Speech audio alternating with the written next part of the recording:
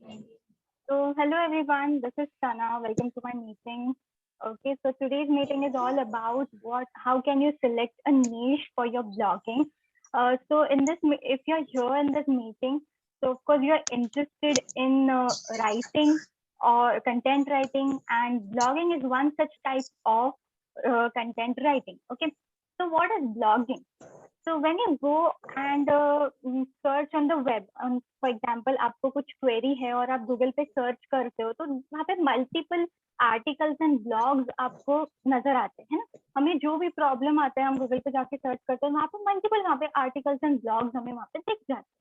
तो बेसिकली ये यहाँ पे क्या होता है, ये ब्लॉग्स होते हैं. ब्लॉग्स क्या होते हैं, जब हम कोई वेबसाइट ओपन करते हैं, कोई कोई वेबसाइट जब हम ओपन करते हैं वो एक वन सिंगल पेज की वेबसाइट होती है, that is called a static website. Okay, लेकिन कोई कोई वेबसाइट जो होते हैं जहाँ पे मल्टीपल पेजेस होते हैं एंड फ्यू कुछ वेबसाइट पे जाते हैं, वेबसाइट पे ब्लॉग्स होते हैं. अब ब्लॉग क्या होते हैं, they are one of the informative type of content writing. If you have read my blog called what are types of content writing, you must have gone through it. और जिसमें था एक जो टाइप है content writing का, that is informative type of content writing. तो उसमें से जो एक टाइप है वो है ब्लॉगिंग. तो blogging is one of the most popular type of content writing, जहाँ पे आपको मल्टीपल ब्लॉग्स नजर आते हैं उस पर्टिकुलर वेबसाइट पे. अब हम ज्यादातर अगर देखेंगे तो जब हम कोई वेबसाइट पे क्लिक करते हैं, जब हम वेबसाइट पे जाते हैं, तो वो वेबसाइट पर्टिकुलर चीज से रिलेटेड होती है. फॉर एग्जाम्पल, आप कोई ऐसी वेबसाइट पे जाओ जहाँ पे आप कोई ऐसा एक ब्लॉग खोलो. ओके, गूगल पे आप कुछ सर्च करते हो एंड आप कुछ ब्यूटी रिलेटेड ढूंढ रहे हो. Like for example, how to overcome the acnes. Okay, तो आपको मल्टीपल वहाँ पे सर्च रिजल्ट्स में कुछ आर्टिकल्स दिख जाएंगे, ब्लॉग्स दिख जाएंगे. आपने क्लिक किया, वहाँ पे बहुत सारा इंफॉर्मेशन है. तो अगर उस वेबसाइट पे आप बहुत कुछ सर्च करो और बहुत सारे ब्लॉग्स को सर्च करो, तो आपको ये समझेगा कि वहां पे जितने भी आर्टिकल्स है वो पर्टिकुलरली ब्यूटी से रिलेटेड है, हेल्थ से रिलेटेड है, ऐसा कुछ है. तो या फॉर एग्जाम्पल, आप अगर सर्च करना चाह रहे हो कि आपको अपना वेट कैसे लॉस करना है, तो आप गूगल पे जाते हो, आप सर्च करते हो और आपको वहाँ पे मल्टीपल ब्लॉग्स एंड आर्टिकल्स दिखते हैं. एंड अगर आप एक भी ब्लॉग क्लिक करो एंड वो पर्टिकुलर वेबसाइट का एक आर्टिकल पढ़ो एंड उसके और भी आर्टिकल्स अगर आप सर्च करते हो, तो आपको आइडिया आ जाएगी कि वो particular website, most of the cases में वो पर्टिकुलर वेबसाइट एक पर्टिकुलर नीश पे आर्टिकल्स लिखती है. लाइक अगर जैसे कि हाउ टू लूज वेट, तो आपने एक आर्टिकल पढ़ा, तो उस पर्टिकुलर वेबसाइट पे जितने भी ब्लॉग्स हैं वो सारे फिटनेस रिलेटेड होंगे. ओके, फिटनेस की, आप वेट कैसे लूज करें, आप हेल्दी कैसे रहे, आपको अपनी बॉडी के लिए क्या करना चाहिए जिससे आप हेल्दी रहो. तो it is all related to fitness. Okay, अगर आप ब्यूटी से रिलेटेड सर्च करो, आप एक आर्टिकल पढ़ते, तो वो पर्टिकुलर वेबसाइट पे सारे ब्यूटी से, कॉस्मेटिक, जो भी ब्यूटी हेल्थ केयर, उससे सारे रिलेटेड वहाँ पे एक पर्टिकुलर नीड से रिलेटेड वहाँ पे ब्लॉग्स होते. तो ब्लॉग क्या होते हैं, वेबसाइट पे ये सारे एंट्रीज होते हैं. Okay, they are nothing but the entries on the web. Particular website पे ये सारे एंट्रीज है जो मल्टीपल पेजेस होते हैं, they are called blogs. And blogs लिखना जो होता है उसको हम बोलते हैं blogging.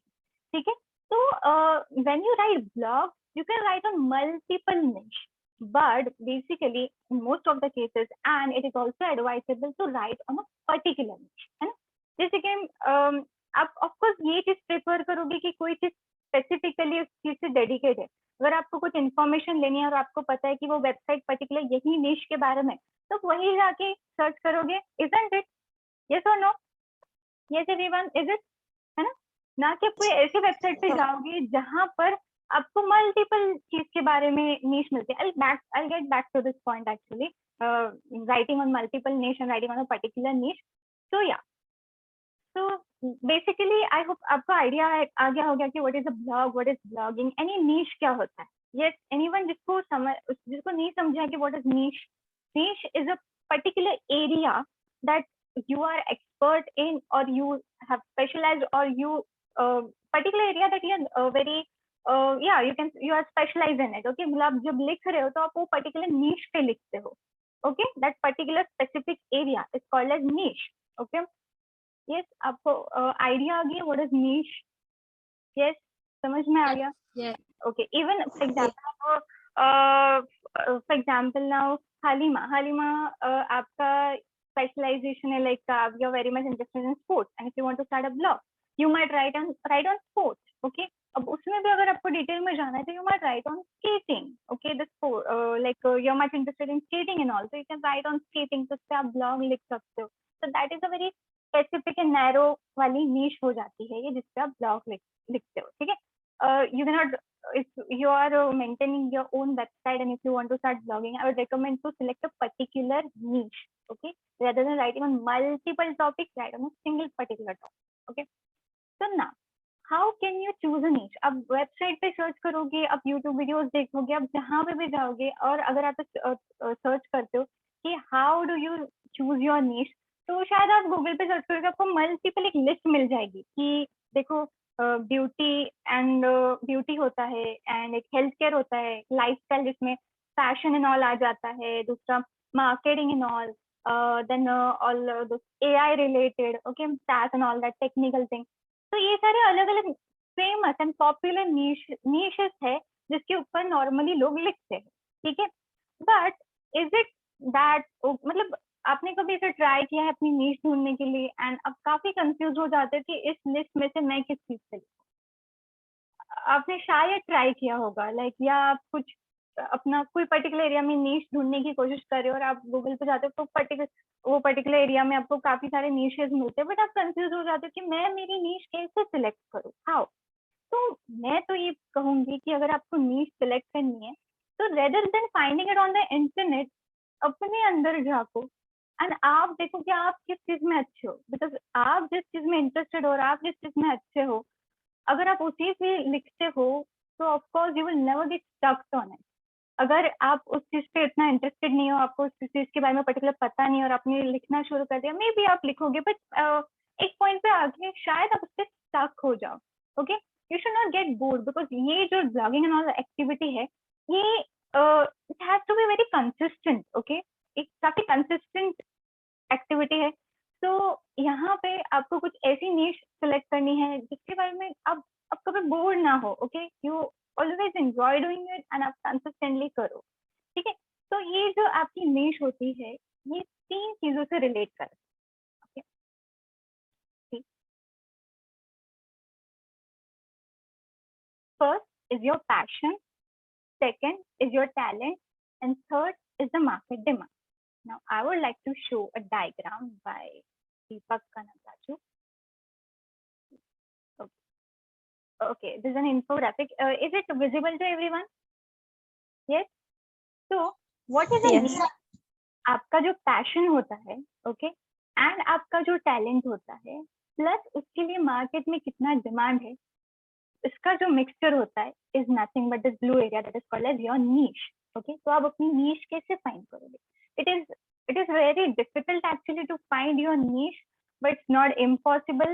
You will have to go through a lot of what can I say, a lot of pain, but of course when you will come up with it you will really get happy. So yeah,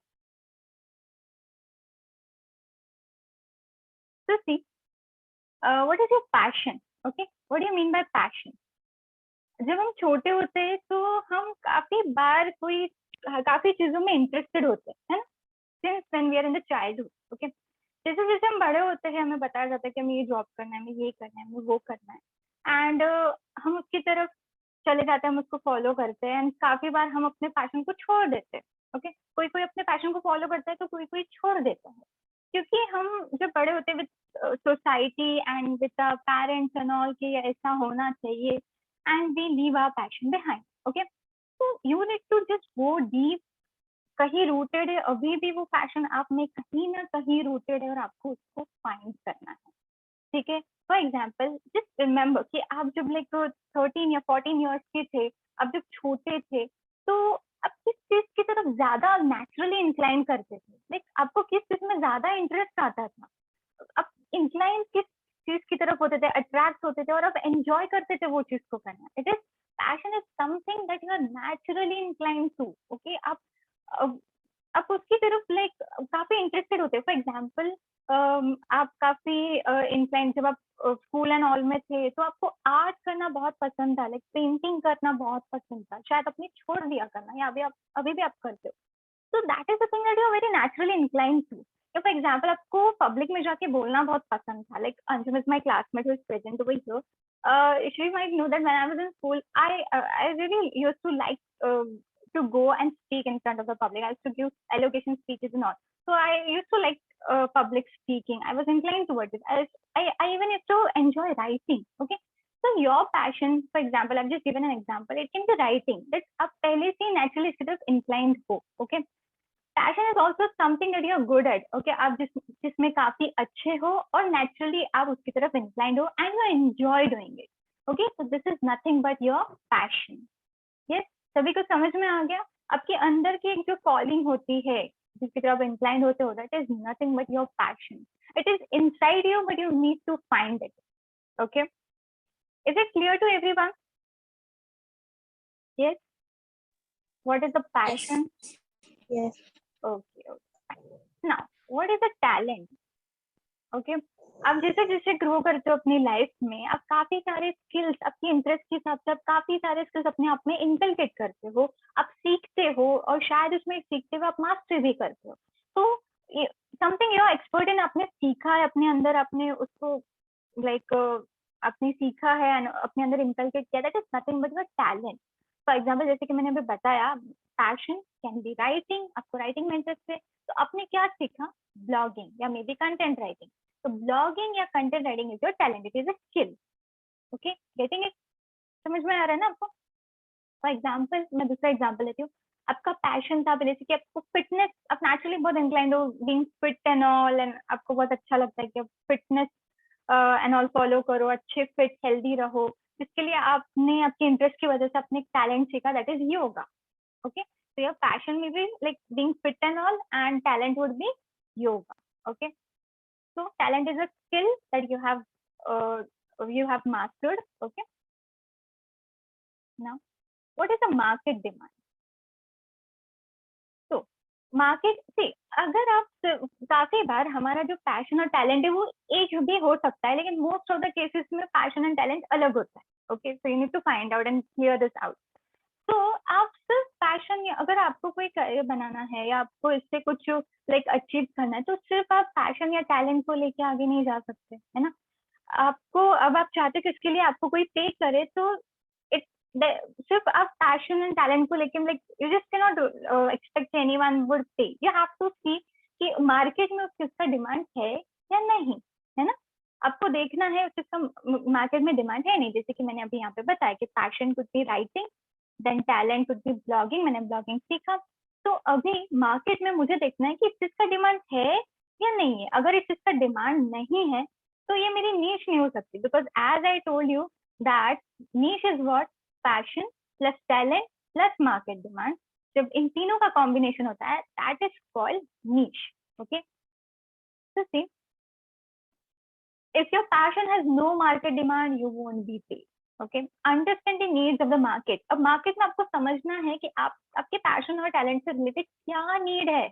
okay, then combine your passion and talent with the needs of the market. जैसे कि मैंने आपको भी समझाया, market will pay for your talent and passion and not solely passion. Okay, market सिर्फ आपके passion के लिए पे नहीं करेगा. आपके पास अगर कोई talent या skill है तो पे करेगा. जैसे कि मैंने बताया, आपको fit रहना पसंद है तो आपको कोई पे नहीं करेगा उसके लिए. आप जब market में जाओगे, needs देखोगे और किसी की problem solve करोगे, तब जाके you will get paid, isn't it?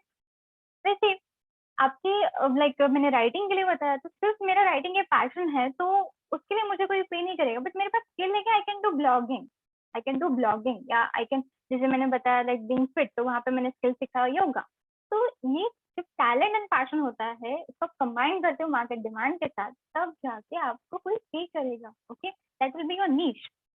So you are required to fill in the gap in the market with your niche. आपकी जो भी niche होगी, तो आपको मार्केट में कोई गैप फिल करना है. जैसे कि as I told you, your passion is writing, talent is blogging, and market में डिमांड है कि मार्केटिंग पर्पसेस के लिए ब्लॉग्स चाहिए. लाइक कंपनीज को, बिजनेसेस को या पर्सनल ब्रांड्स को अपनी वेबसाइट पे ब्लॉग्स लिखने हैं ताकि वो ज्यादा से ज्यादा ऑडियंस को अट्रैक्ट करे. ब्लॉग्स का पर्पस होता है कि वो ज्यादा से ज्यादा ऑडियंस को अट्रैक्ट करे एंड बदले में उनको बिजनेसेस को कुछ रिस्पॉन्स मिले. तो वो मार्केटिंग पर्पसेस के लिए यहाँ पे ब्लॉग का यूज होता है. ठीक है, तो there is a demand in the market. Okay, So basically, this is your passion, talent, and there's a demand in the market for this. तो ये तीनों जो हो गए, अगर कंबाइन करोगे तो यहाँ पे आपकी नीश बन जाएगी. चलो, अभी मैंने जो फिटनेस का एग्जांपल दिया, अगर वो वाला आप लेते हो तो आपका जो पैशन है, फॉर एग्जाम्पल जैसे मैंने कहा बीइंग फिट रहना पसंद है आपको, टैलेंट आपने योगा सीखा, एंड फॉर एग्जाम्पल अपने मार्केट में देखा कि डिमांड है टू लूज वेट. डिमांड क्या है मार्केट में? To lose weight. आपके पास पैशन है बीइंग फिट, आपके पास टैलेंट है डूइंग योगा, एंड मार्केट में डिमांड है टू लूज वेट. तो आपका नीश क्या हो गया? Yoga to lose weight. ठीक है, अब आगे जाके आपको एक टारगेट ऑडियंस देखना है. Is it clear to everyone? Yoga for losing weight is your niche, या for example blogging for marketing purposes is your niche. समझ में आया कि आप कैसे करोगे? ओके आपको अपनी नीश कैसे फाइंड करनी है? If you want to start in writing तो आपको नीश कैसे फाइंड करनी है? समझ में आ गया आपको? If yes, then you can please say yes or show a thumbs up. Yes. Okay. Let's move on. So ये होगी आपकी नीश.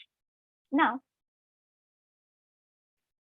अब नीश ढूंढने के बाद आपको किसी ऑडियंस को ढूंढना है ना? अब लिखोगे, अब ब्लॉगिंग करोगे, लेकिन उसको पढ़ेगा कौन? ओके अगर आपको लिखना है किसी के लिए तो आपको उनसे कनेक्ट होना पड़ेगा, और कनेक्ट होने के लिए हमको पता करना पड़ेगा कि हमारी ऑडियंस कौन है. जैसे कि फॉर एग्जाम्पल मैंने कहा फिटनेस वाला जो भी एग्जाम्पल दिया, that is yoga for losing wait. अभी उसे कोई ऐसा तो नहीं पड़ेगा जो कि ऑलरेडी लाइक फिट है, फॉर एग्जाम्पल कोई चाइल्ड है या कोई बिजनेस पर्सन है. नो, उनका रिक्वायरमेंट कुछ और है. कोई ऐसे लोग जिनको एक्चुअली वेट लूज करना है थ्रू योगा, वो उसको पड़ेगा. That is the target audience. Okay may be आप उसमें और जाके स्पेशलाइज कर ले for women after post pregnancy. Okay क्योंकि उनको जरूरत पड़ती है टू लूज वेट, तो उसमें वो टारगेट ऑडियंस है आपका. तो आपको पहले पता होना जरूरी है कि आप जिनके लिए लिख रहे हो वो कौन है, एंड उनकी पेन पॉइंट्स क्या है, वो क्या अचीव करना चाहते हैं, या वो किस चीज के लिए ढूंढ रहे हैं.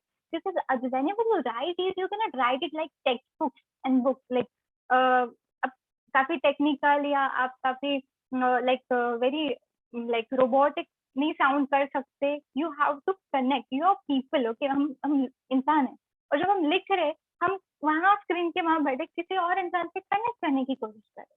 तो थ्रू आवर वर्ड्स, तो our words should be in such a way जो उनको कनेक्ट कर पाए, जो उनको फील कराए कि कोई हमसे बात कर रहा है. तो पहले हमको जानना जरूरी है कि who is the target audience.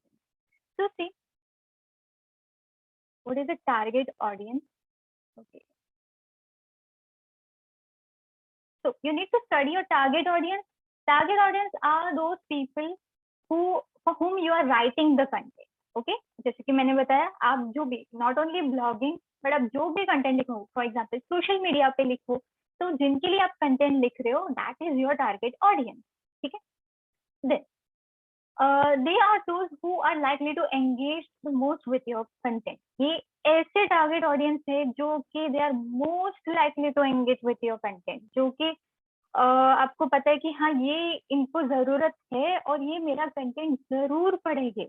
ठीक है, now like for example you are writing a blog on how to lose weight for the women after post pregnancy, तो उसको पढ़ने वाला कौन था? women who is in the phase after pregnancy. Okay तो आपको पता है कोई और इसको नहीं पढ़ेगा, so they are most likely to engage with your content and not others, so you should know that. Then जैसे कि अभी मैंने यहाँ पे एग्जाम्पल दिया which was writing, blogging and writing blogs for marketing purposes. So that is blogging for marketing purposes, ये हमारी नीश हो गई. तो इसके अंदर मैंने टारगेट किया किसको? सारे बिजनेस को नहीं, उसमें भी मैंने टारगेट किया किसको? Interior designing businesses. मतलब फॉर एग्जाम्पल मैं ब्लॉग लिखूंगी फॉर मार्केटिंग पर्पजेस, लेकिन मेरा टारगेट ऑडियंस कौन है? Interior designing business. ठीक है, दो एग्जाम्पल्स के साथ में चल रहे हैं, एक फिटनेस का मैंने लिया और यहाँ पे मैंने किसका लिया? Interior designing business. मतलब मेरी जो ब्लॉग्स होंगे वो कौन पढ़ेगा? इंटीरियर डिजाइनिंग बिजनेसेस पढ़ेंगे, और वो जो ब्लॉग्स होंगे वो भी related to interior designing and all post. ठीक है, are you getting it? And even जो वो फिटनेस का मैंने बताया that is targeting the women who are in the phase of post pregnancy, so they are the target audience. ठीक है, are you getting it? What is target audience? Okay now जैसे कि आपने फिगर आउट किया कि अभी आप किसके लिए लिखने वाले हो और आपका टारगेट ऑडियंस कौन है, तो आप ये आपने शायद सुना होगा इसके बारे में, पर बायस persona.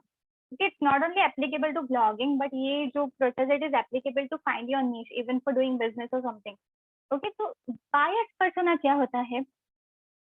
Bias persona is also called as customer avatar. Okay, basically इसमें क्या होता है? ये एक इमेजिनरी हो सकता है, रियल हो सकता है, या सेमी इमेजिनरी भी हो सकता है, एक रिप्रेजेंटेशन जिसमें आप इमेजिन करते हो कि ये मेरा आइडियल कस्टमर है, या मेरा आइडियल यहाँ पे ये ऑडियंस या रीडर है. फॉर एग्जाम्पल मैं कुछ लिख रही हूँ, तो मैं सामने मेरे रखूंगी. फॉर एग्जाम्पल मेरे साथ स्क्रीन पे है शिल्पा.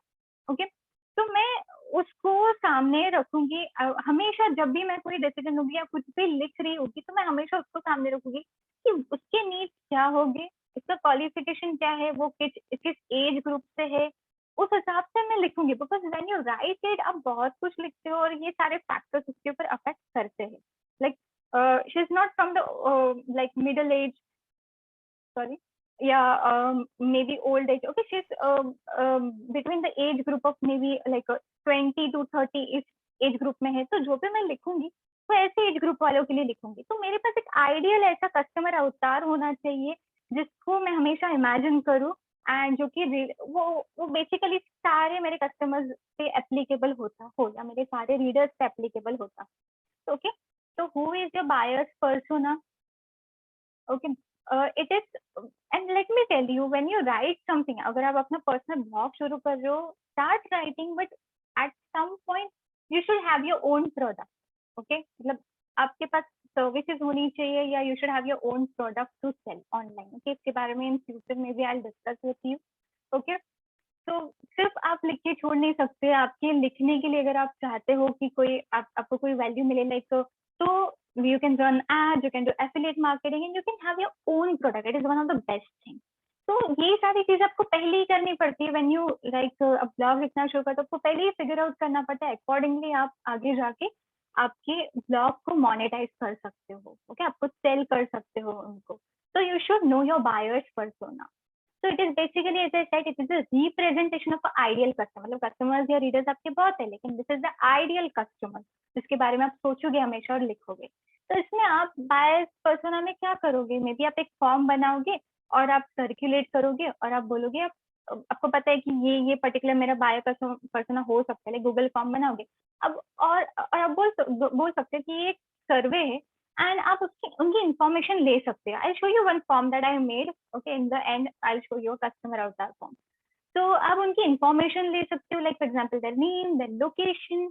ओके, उनका एज ग्रुप क्या है, क्वालिफिकेशन क्या है, एंड देन ऑल्सो उनका ऑक्यूपेशन क्या है. लाइक फॉर एग्जाम्पल क्वालिफिकेशन आपने देखा कि किसी ने लिखा मेरा ग्रेजुएशन है, किसी ने लिखा 12th है, किसी ने लिखा स्कूल है. तो अपने लाइक 10 लोगों को फॉर्म भेजा, तो 10 लोगों में से मैक्सिमम जो आपके लोग हैं वो they are between the age group of 20 to 30.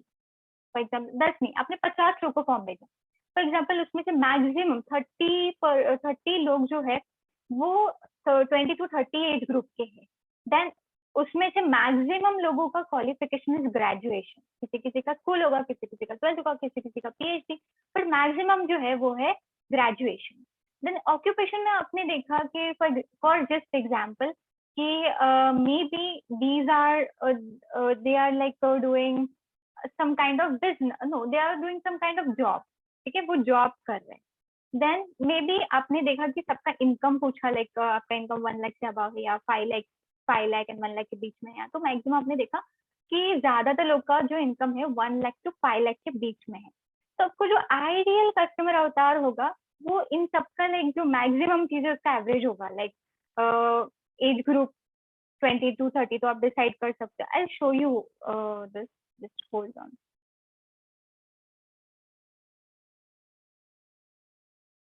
Just hold on.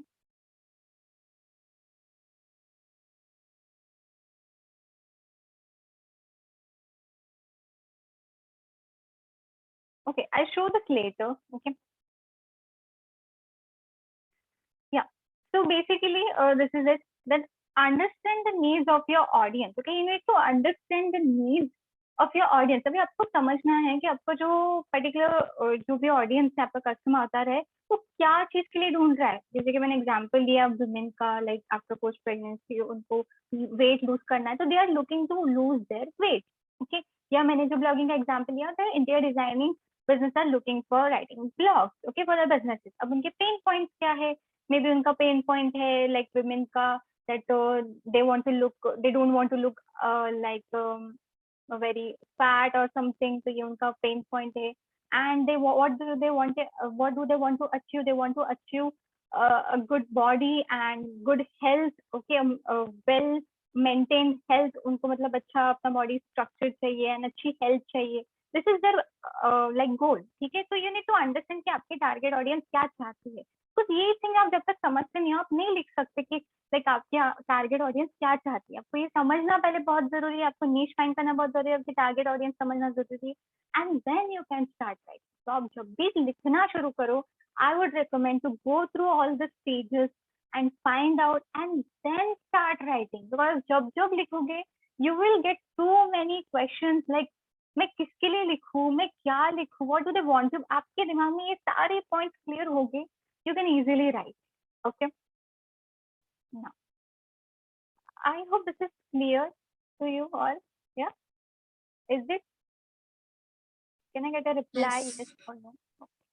Now as I discussed here, जहाँ ये माइंड मैप में मैंने जो एग्जांपल दिया, that is what is your नीश, मतलब आपको नीश भी ढूंढना है और एक टारगेट ऑडियंस ढूंढना है फॉर राइटिंग।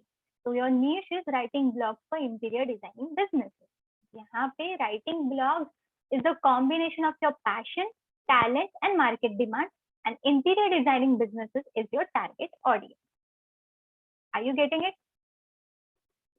Okay, आप like blogs लिखना शुरू कर सकते for them. जैसे कि मैंने second example दिया, that was about the fitness.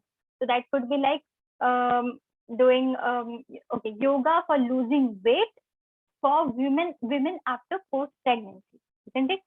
Yoga for losing weight will be this, your niche, yoga for losing weight. That is a niche, that is the demand as well as your passion and talent. Then for women after post pregnancy, they are the target audience. So you got your niche, you understood what is the demand in the market, and you are targeting a specific audience. अब जब आप अपने ऐसे blogs लिखोगे, आपकी audience जो भी like आप क्लियर हो इस चीज के साथ, आपकी ऑडियंस बराबर आपके ब्लॉग्स पढ़ेगी। आप जिनको टारगेट कर रहे हो वही आएगी और आपके ब्लॉग्स पढ़ेगी। आप खुद क्लियर हो इस बारे में, and you're clear your what thing you are going to write और नीड क्या। Okay, is it clear to everyone? Okay, if you are going to start blogging, you need to get clear with this. Is a niche and a target audience. Okay. आप में से किसी को कुछ doubt है इससे related? Anyone? Yes. Any doubt regarding niche for blogging? Yes. Okay. So you all have attended my webinar. I would give this a free gift that I told. जो free gift होने वाला है, that is nothing but this mind map.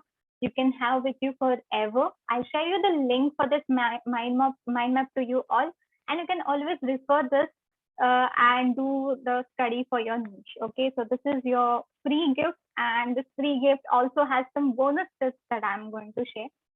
So see, keep your niche as specific as you can. If you're confused with multiple niches, try following these steps. For every niche, choose the best one. अगर आप confused हो रहे हैं, आप जब इस process के through जाओगे, like choosing your niche, you will see that आप literally confused हो कि मुझे ये चीज में भी इंटरेस्ट है, ये चीज में, तो मुझे सबसे ज्यादा इंटरेस्ट किस चीज में है। तो मे बी आप पॉसिबल हो सके आप काफी सारे चीजों के साथ आओ, 2 से 3 निशेस के साथ आओ। तो इन दैट केस आप क्या करोगे कि ये स्टेप फॉलो करने के बाद आप देखोगे कि आप सबसे बेस्ट किस चीज में कर सकते हो। May be you can start even writing and see that आप सबसे बेस्ट किस चीज में लाइक कर सकते हो। रिसर्च करो उस पर एंड आपको समझ में आएगा कि आप किस चीज में ज्यादा अच्छे हो। अगर आपके पास मल्टीपल निशेस है, then do a research, like go and read books, go and see who are the top influencers in this particular niche. So you will get like do all these steps for all those niches that you are confused with, and then you choose the best one. Okay, see, always choose a specific niche. Why to choose a specific one niche? You can always because okay, अगर आप multiple niches में stuck हो और आपने एक choose किया निश, लेकिन आपको लगता है आप डाउटफुल हो उसके बारे में, तो डोंट वरी, बस गो विथ इट। अब देखो उसमें कितना अच्छा कर सकते हो, चाहिए तो आप बाद में उसको चेंज भी कर सकते हो, लेकिन एडवाइसेबल है कि आप पहले एक नीश को सिलेक्ट करो। अब ऐसा क्यों है?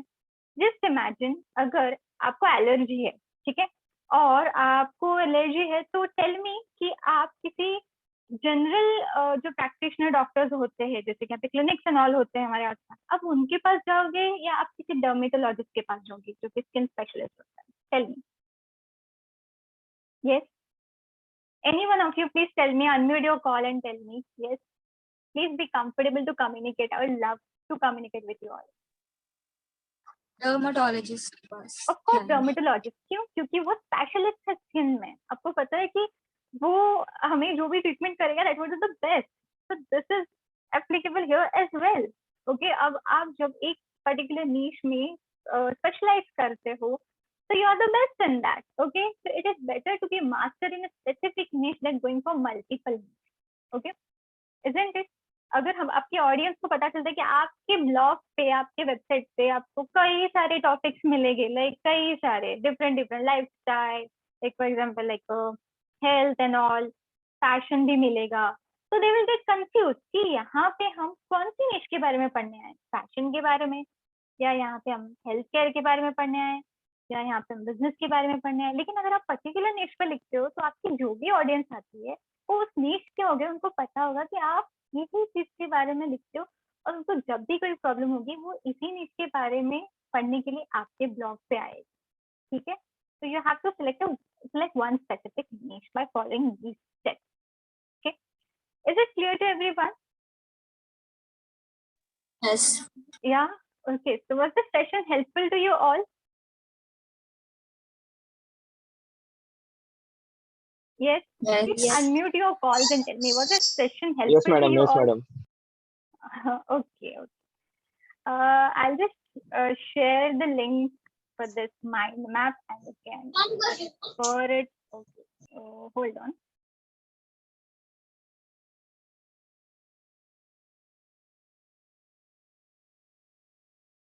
Please hold on.